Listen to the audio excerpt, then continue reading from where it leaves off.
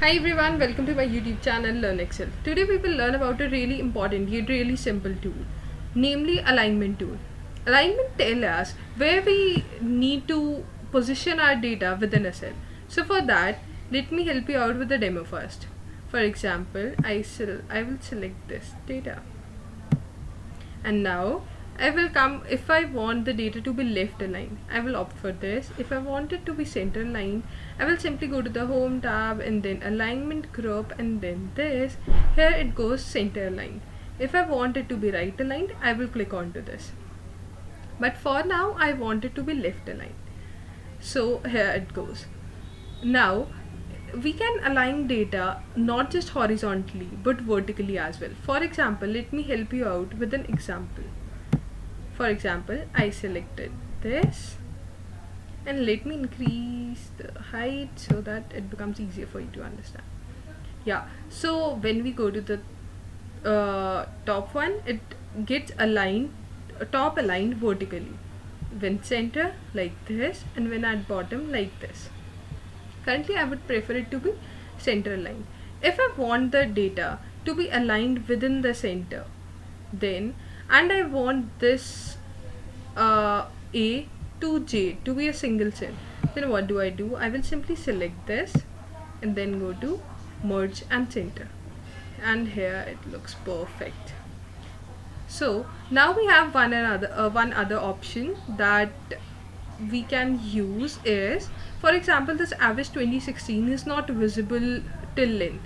One option is that we can increase its width like this, but for currently I don't want to use that. So what is the other option that I have is, I'll select this heading row like this and then I will go to wrap text.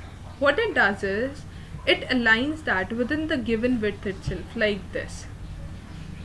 But now I would prefer my data to be center aligned like this and like this.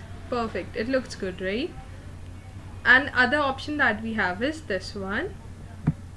I will show you out with a demo. Select the data and then go to this option and then angle it.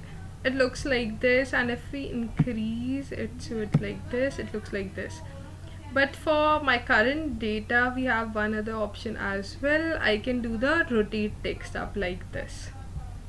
But for my current data I would prefer the earlier version. So what I will do is I will simply select it, go over here, and then I can choose it like this as well.